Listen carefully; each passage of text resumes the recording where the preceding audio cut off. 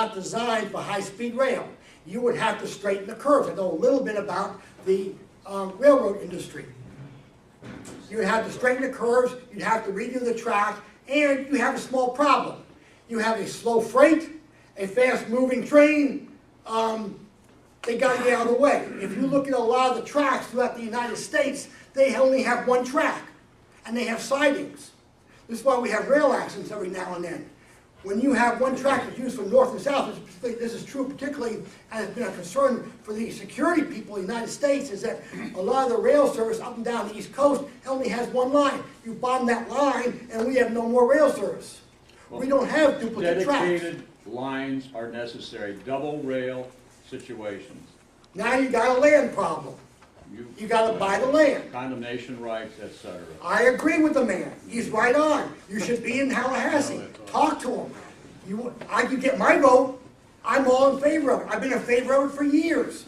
I thought that high-speed mass transit was much better than sitting on 75 in a parking lot because some idiot had an accident because they were on their cell phone. There is a point here. Florida was built on rail initially. Florida had barge, rail, and dirigibles that brought in materials to the bottom, to the Keys. And that's how this state was formed. And we've gone to highway, and now we have what is called a knot in a sock state. If you have a major hurricane, things shut down, and there's no escape. And the airlines are shut down, you're stuck. That's Wherever correct. the water goes, you better be able to bob to the top. You are preaching to the choir. I've been in favor of this. I thought I'm the being a little entire more country specific. should That's what I'm have. doing. I did some work.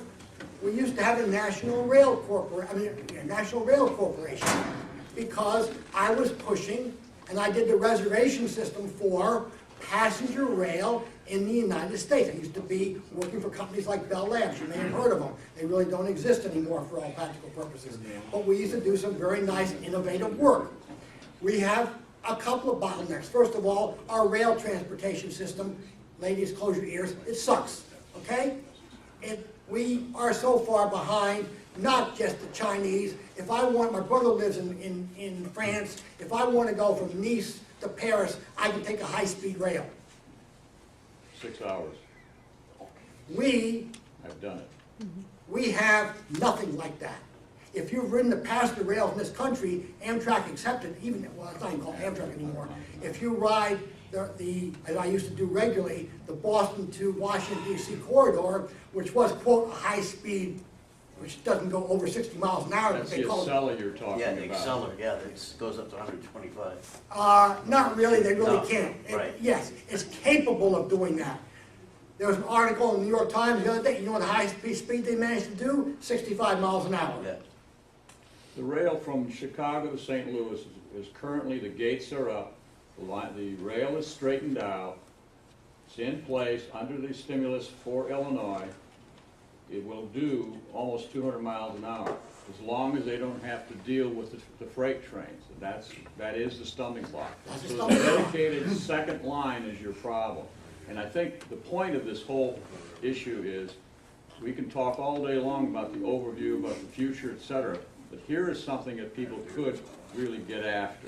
If you drive in Orlando, which I did when I gave a talk up there a few weeks ago, there's a couple of big billboards that I passed that point out the employment that would occur if they would start building the high-speed rail. Now, remember, President Obama came to Florida, came to Tampa, with a check for, I think it was $2.5 billion to help out the rail. That's half the price tag. We have to come up with the other half. If you think Mr. Buchanan is going to work in that direction, you got another think coming. Okay. One question, one more. I'd like to know something beside the railroad about how we keep all our industry from leaving the United States. How do we get rid of NAFTA? I think that's a more basic problem because that covers all industry. We don't have enough time for me to answer the question. It's a fairly complex question. Let me point out a couple of factors, and you can come down to my office and spend all day going over them if you want. The issue is, what is this country best at doing. I hate to tell you this because most of you may have come from the environment I grew up in where the country was built on a couple of things. It was built on levitt homes. Remember those? Levitt homes?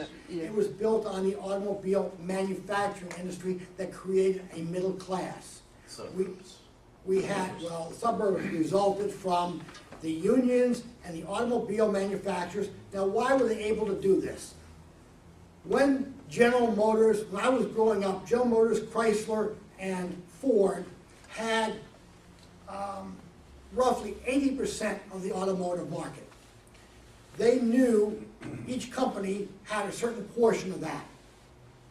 They knew regardless, there was a demand for X number of cars, they had 80% of that, it would be split up. It wasn't a illegal monopoly type thing. They knew General Motors had the biggest share, Ford had the next biggest share, Chrysler had the next biggest share. They knew from history how much they were going to sell. The unions came to them and said, look, we want X number of dollars. They said, fine. You want these benefits? Fine. What we'll do is we will just adjust the price of the car accordingly, and the American consumer would buy it. When I was growing up, when you bought a car, it was a big deal. The whole neighborhood came out to see your brand new car. And then we moved to 2 cars. Some families had 2 cars.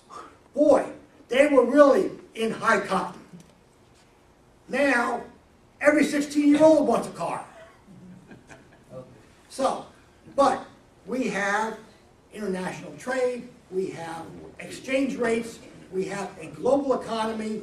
This economy of the United States is not a manufacturing economy. Some jobs are coming back to the United States.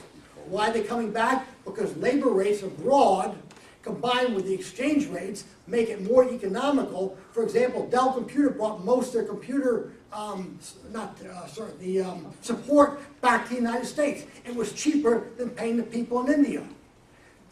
Jobs will move just like dollars will move, capital will move to where it has the best home.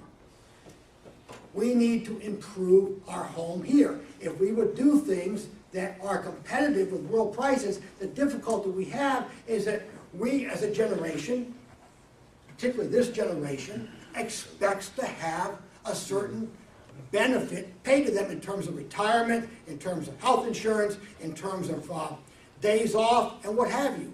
Now, if you look at companies like France or Denmark or many in Italy, Greece, they are more socialistic. You are guaranteed, in England, you're guaranteed, I think it's 2 months vacation. Guaranteed. You're guaranteed certain days off for this, you're guaranteed that, but I don't think I would want to live in their economy. If you price out the price of homes in London, I know you don't want to live there. I happen to like London very much, my next favorite city after what? Sir, you introduce us to the speaker now that he's earned the right to remember his name. I didn't catch the introduction. Oh, me? Yes, sir. Oh, I'm sorry. My name is Lauren Rudd. Yeah. If you want to see what I write about, open up tomorrow's paper in the business section, Herald Tribune. You'll see my column. You'll see my email address and my phone number. You can call me up or you can send me hate mail or compliments, whatever you desire. I get both. I've been a columnist for 22 years. I've been on Wall Street for 45 years.